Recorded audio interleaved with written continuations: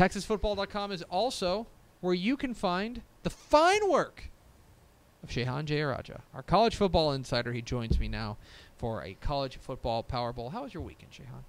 It was great. Yeah. Huge game. Texas versus TCU. We'll obviously talk about that a little bit You were later. down in Austin. Yes, I was. So, big weekend. A couple exciting games, actually. Yeah, you on the Republic of Football, your college football podcast here from Dave Campbell's Texas Football, the Republic of Football. Subscribe to it on the podcast vendor of your choice. You said that this was maybe like I don't remember what word you used off the top, but you said it was like it wasn't the craziest, but it was like the biggest week of college football. I think we learned the most this week Yeah. about everyone because, some of these real matchups are starting to start. Teams are maybe starting to play teams that are at their level. Mm-hmm. What do we learn about UTSA losing to Arizona State? Yeah, But- and what do we learn about like Houston beating Texas Southern? Right. Mhm. Well, that happened this week, but Just undercutting your whole point. wow, that's true. There was an FCS game. No, but wow. but your point is well taken. Like Rice playing Prairie View A&M, like we just can't really take a whole lot from it. But we did. You're right. Now that we're kind of getting into conference play. Yeah, Big 12 conference play started. Conference USA conference play is coming right around the corner, but a couple of those teams played against opponents that are, again, at their level. Yeah. I think that we learned some things about a bunch of teams this weekend, and can't wait to get started. Let's rank them. It's a college football power poll with our college football insider, Shehan Jayaraja. And at number 12, Shehan, a big change. UTEP. UTEP. I told you not to bet on them. Yeah, I know. I told you.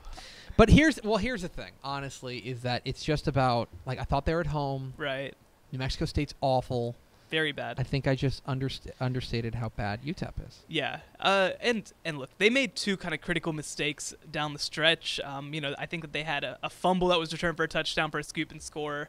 And then they might have had a pick six, too. So they had two pretty critical mistakes that ended up basically, again, it was a one-score game. It was 27-20. They had every chance to win this football game, but they didn't. It's funny. Like, they very clearly are starting to find an identity offensively. Yeah. They ran the ball. Q Wadley and Kai Loxley combined for 47 carries. Yeah. That's insane. Right. But it just, the defense just isn't very good. And right. I think they're just frankly under-talented. Yeah. It really is a talent issue at this point. Obviously Sean Kugler didn't leave a whole lot behind when he left.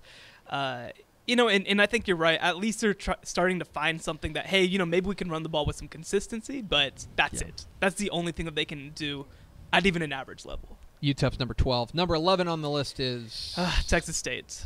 This was disappointing. Yeah.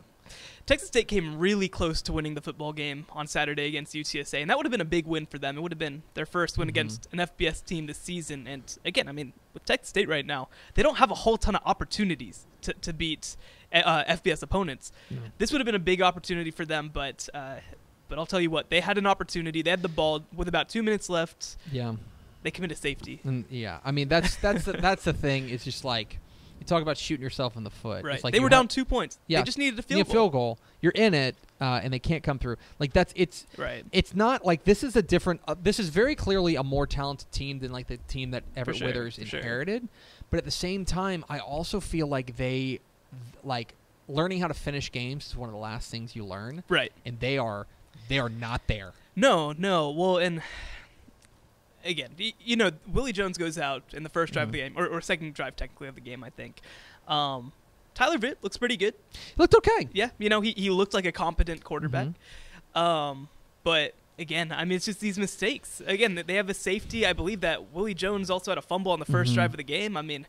It's shooting themselves in the foot. With UTEP and Texas State, it's they're making these mistakes, and other teams are beating them. Here's the other thing. Right. 25 carries, 26 yards. Yeah. Yowza. The offensive line, it's bad. And UTSA is a good defense. Yeah, I want to give them some credit, but still, it's bad. Not like that. No, not like that. Number 11. Number 10 on your list is Rice. Yeah. So Rice was actually in this game. We shot our shot. And Rice was very much in this football game down the stretch, but then their pass defense was not very good. I believe that Southern Miss's quarterback had like 400 passing yards. 428 and 4. Yeah. So, they just couldn't get enough stops. But again, Southern Miss needed the second half to pull away. And again, they won by 18, and the line that we picked against was 14, so we weren't that far off. But I was also saying maybe they win outright. I picked them to win the football game. Yeah, but, so. I mean, again, Rice is young. It's really early in their tenure, so they're just not ready yet. It's disappointing. I felt like they had a better shot than that, but Right. they're getting there. There are other games they should win on the horizon. Right. Number 9 on your list is UTSA. This was a must-win game for them, right? Like if they drop this game, like the seat for Frank Wilson gets super hot, real hot. Yeah. I mean, again, like we were talking about with really all the teams that we've already talked about, there's not a whole lot of FBS wins on the schedule that you can point to. No. So they take care of business somewhat against Texas State. Again, they need a late safety to really put the game away. They really almost give Texas State an opportunity to win in their own house. Now, it is a rivalry game. I mean, these fan bases don't like each other. For sure. Right. And so, I think you sometimes throw out a little bit the records when two teams play like that.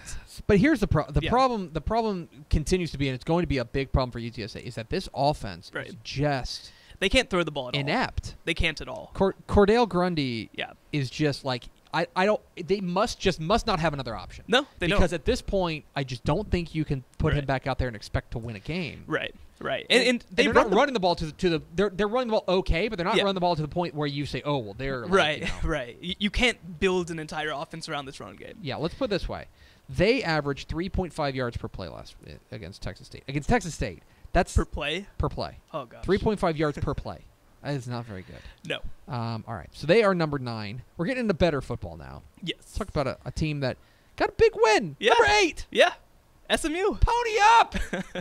It is kind of funny because I do sort of feel like these teams are sort of separating into tiers, right? Where there's that bottom 4, and then SMU is squarely number 8, and then there's everybody else. Yeah, they're kind of in a tier by themselves. Right. Although, they're clearly not as terrible as they looked in, week 1 or the first 3 weeks, basically. Right. They're clearly better than that, but they're not I don't see them making a leap into that big middle. They're like the 8th best team in the state. We could stop ranking them. Right. Right. And the bottom 4 will change. SMU is probably going to stay at number 8. Mm-hmm. They really needed this win. They play against Navy. They beat them in overtime.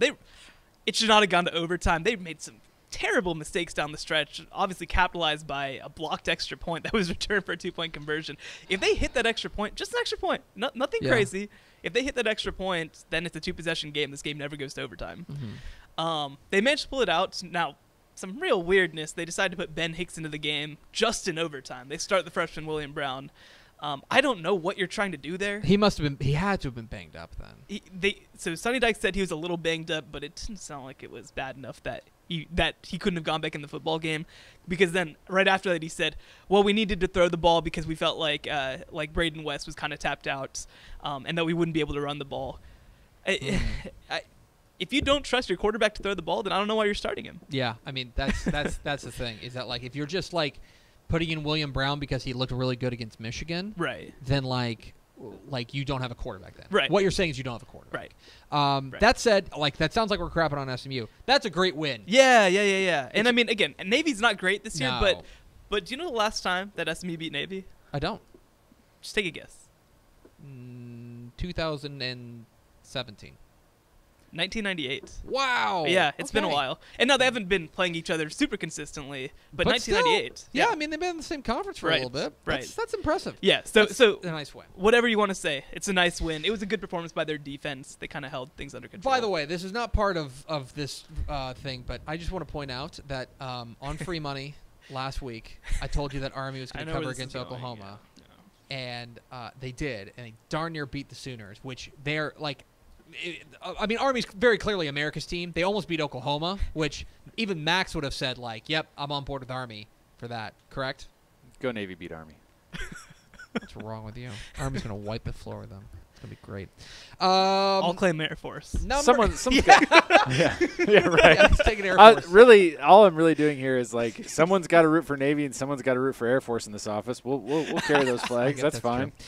Number 7 on the power poll, Shahan Jarrah. The Baylor Bears. The Baylor Bears. Yep, they moved to 3-1. They go up 23-0 at the half against Kansas.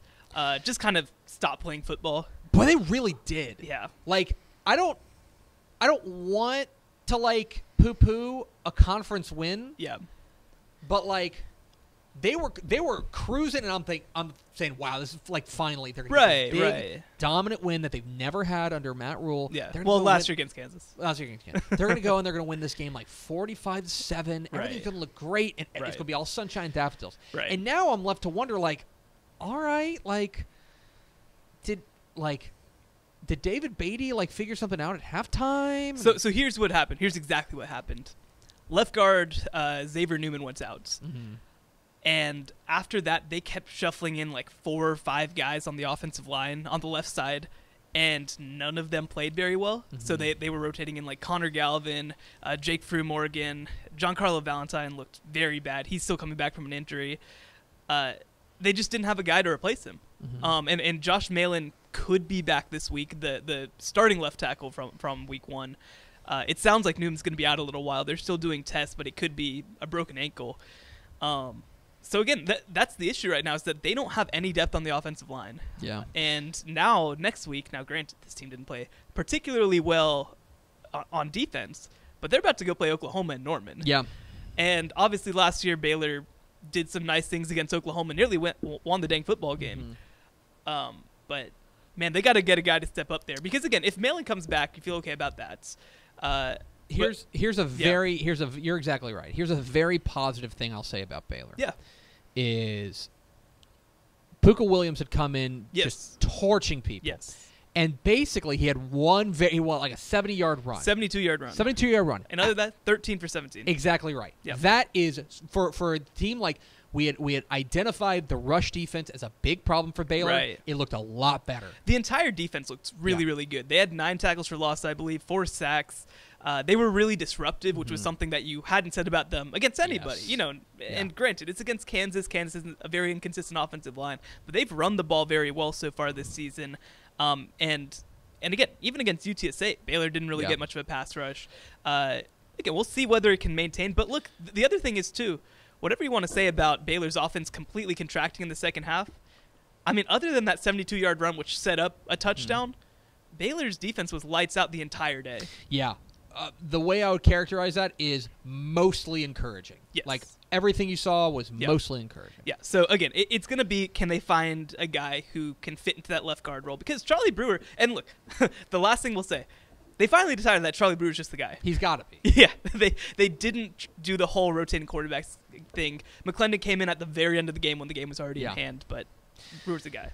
That's it's Shihan Jayaraja. We're going through the college football power poll, ranking the 12 FBS teams here on Texas Football Today. Get involved in the conversation. #TF Today. Number 6 is The Houston Cougars. the Cougs. Yeah. Not a whole lot to say. I mean, it was a get right game, and they got right. They got right. 70 points. 70-14. Yeah. They treated him. Oh, did Trendavian Dixon have a touchdown catch? He didn't. I didn't didn't play. see any stats. I don't know if He didn't played. play, or at least he didn't have a catch. Yeah. Oh no. Believe it or not, I did not watch that game. Oh no way! You're kidding me. Yeah, it was. They got Clayton Tune in there. Yeah. Everything clicked. They rang up like 600 yards of total offense. Right. There's not a whole lot to say. No, we didn't learn anything. No, we learned nothing. And next week they get Tulsa, and they should be favored in that one. Although Tulsa's not good. Tulsa's not very good. No. They'll kill Tulsa. Well, yeah, but then again, they also should. beat Texas. But you never know. Number 5 on the power they poll. didn't beat Texas. It just feels like they beat Texas. That's right. I said they almost beat. Yeah. I get it. Number 5 is It's Texas A&M. This is hard. This is weird because they're 2-2, Right. and so as a result, like you have to treat them as a 2-2 team. Yeah. But they've also literally lost to the 2 best teams in the country. Yeah, number 1 and number 2. And look, Or at least 2 of the top 3, depending on what you think of Ohio State. Numbers 2 through 5 are really close together. Is Texas A&M better than some of the teams ahead of this? Maybe. But like, I will say this. Yeah. I watched about 70% of this game against Alabama. Yeah. Until the game just got kind of out of hand. Right. I think I would have liked to see A&M look better. Yeah. I mean, I think that they looked really good in the first quarter. Yes. And then after that, it just kind of got ugly. And I mean, again, they're on the road against the best team in America, a team that's killing everybody. A team that is a merciless killing machine. Right. I mean, this. I mean, I don't want to speak too much out of line, but like, this is one of the better Bama teams that we've seen. I think they're out of control, dude. Yeah. They're so good at everything. Right. But the only thing is that like I felt like the A&M defense got torched. Torched. They played all right against the run. The offense was meandering. Yeah. Like it never felt like they were going to threaten. Yeah. Like basically, if it wasn't for Kellen Mond running the ball. Right. And that's a dimension to their game that I was hoping we'd see a little more of against better teams. Mm-hmm. So he's proven that he can do that and that it will work even against the best teams in the country. Yeah. And the thing is, too, now, I mean, whatever you want to say, they've played the hard part of their schedule. Yeah. I mean, that's the thing. Now, look, the schedule doesn't, it doesn't get easy. Because you play in the SEC West. Right. But look, Arkansas this week, better beat them, right? Better beat them. Kentucky suddenly doesn't look like a pushover. No. That's a tough game. South Carolina, I would say now, my opinion on the South Carolina game and the Kentucky game is maybe flipped. Right. That, I thought South Carolina was going to be better. I thought Kentucky would be worse. They're at Mississippi State, which is not fun. No. They're at Auburn, which is decidedly not fun. No. Ole Miss is a weird team, but they should beat at home. They should beat them. UAB and then LSU, who looks amazing. So and who they haven't beat. And who haven't beat. So you're right. They're decidedly past the tough part, and they're kind of exactly where we thought they'd be after 4 weeks. Now we're going to see now the season kind of actually starts. Right. And the thing is, again, you're right. The season does kind of actually start because, look, the reality was they nearly beat Clemson, but they were always going to go 2-2 through the stretch. Yes.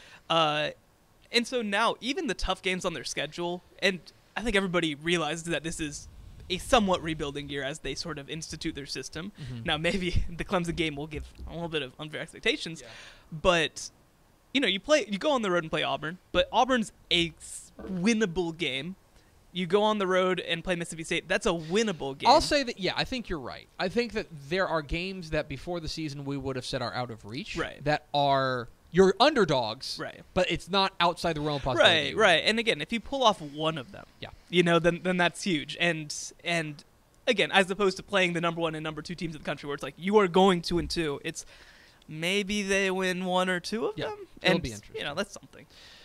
They're number 5 in the power poll. Number 4 is TCU. I don't know what to think about TCU right now because I was very impressed with the way that they played against Ohio State last week. But offensively, I mean, here's the stat. Sean Robinson, through 2 games against, the last 2 weeks against FBS Power 5 opponents, has a combined 6 turnovers. 6. Oh, and the thing is, that was kind of the book on him. Yeah. Was toolsy as all get out, has all these, can do so many amazing things, but can be careless with the football. Yeah. And it seems like that's kind of rearing its ugly head in a very bad moment. There was an interception he threw. To Brandon Jones. That's the one. Yeah. Oh, my gosh. That was awful. Yeah. So I don't know. I also don't think, I think the offense kind of set up the defense for failure. Yeah, for sure. That I'm not ready. I'm not selling my TC defensive stock. No, for sure. But I will say that this was, I think, a pretty disappointing loss for them.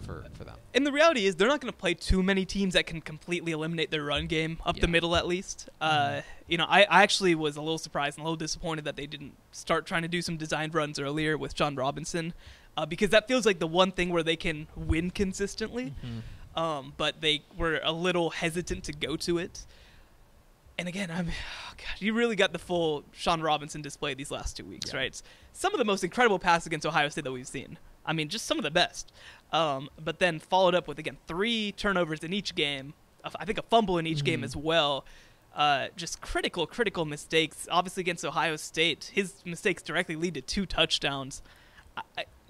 It reminds me a lot, and there's a much higher upside and much lower downside of the whole Kenny Hill experience. Mm-hmm. Because you don't know what you're going to get. And the really thing is, heading into the season, I was like, I like their defense at all 3 levels. I liked it better when they had Ross Blacklock, but still at all 3 levels. I like their running game. Their offensive line has been good enough. Receivers have been, they got Jalen Reagor, who's looking like a star. And then I look at I look at Sean Robinson, and I'm like, what? What are you? What are you? Yeah. And the reality is, again, they've played 2 pretty tough games. I mean, Texas is rolling right now. We'll get to them in a minute. Ohio State's a really, really good football team. But the reality is, if Sean Robinson's going to lose you football games, all of a sudden this doesn't look as much like a 10-win team. No, it doesn't. Disappointing for TCU. They're number 4. Number 3. Not disappointing. Texas Tech. The most complete game of the Cliff Kingsbury era? Yeah. And I wrote, actually, I think this is the most complete team that he's got. Look, they looked complete. Yeah. Going to Stillwater, a team that had just beat the brakes off of Boise State, to a place that, by the way, has been a nightmare for Tech. Okay, another question. Do you know who the quarterback was the last time that Texas Tech won in Stillwater? I do, but I'll let you reveal it. Cliff Kingsbury. That's right. Yeah, I remember them talking that up at the end of that game. Yeah. It's been a house of horrors for them, but the defense made plays. Yeah. The offense was not intimidated going on the road. Alan Bowman looked like the truth. Like, they ran the ball really well. DeMarcus Felton. They didn't allow any scores after 10 minutes left in the second quarter. They crushed them. Yeah. This was a dominant effort from Right. Tech, the likes of which we have not seen. And the thing is, too, again, you go play in Stillwater, because Oklahoma State's not incredible this year, but they're always dominant in Stillwater. 100%. And you mentioned it. It was all three phases of the game. It wasn't Alan Bowman going and throwing for 605 yards again. Now, he had a fantastic game, 397 yards, 2 touchdowns, 2 interceptions. Whatever. He's young. 2 interceptions happen, and it's a good defense that he's playing against. But they were dominant on the ground, too. They had 3 running backs with at least 60 yards rushing, and none of them were to Leon Ward or Trey King. No. That's the other crazy thing. Defensively, like we mentioned, I mean, they go 40 minutes, don't allow a single score. They are a completely different defense with Jashawn Johnson in the lineup. Yep. It's not even close. And, I mean, you never want to overstate how much one player means to a defense, but when they have that protection back there, Yep. oh, my God. Forced 4 turnovers, too. Yeah. It was a really, really Yeah. nice day for Tech.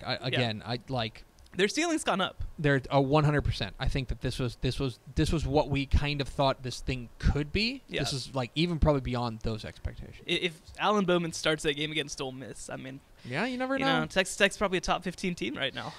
Number 2. Texas Longhorns. My goodness. My goodness. Look at they've got 2 wins over ranked teams Consecutively. Right. Yeah, It's boy howdy. I mean, this is, to me, I tweeted it. This is the first, maybe I didn't tweet it, I don't know. This is the first time I feel like they have an identity. Yeah. Yeah. I feel like I know what Texas is. Right. And Gary Patterson mentioned it after the game, but, you know, TCU has won with the formula of we're going to beat the heck out of you on defense, and we're going to be good enough on offense. Mm-hmm. And that's exactly what happened. I mean, look, I thought that their issue was going to be that they can't run the ball against TCU, and that generally held true. I mean, they only averaged like 2.5 yards a carry on the day, I think. Some due to sacks, but a lot due to quarterback runs, too. So they were able to stop the run, but Sam Ehlinger just played well enough and brought enough pressure to the outside because TCU really did bring their safeties down a lot to try to stop the run.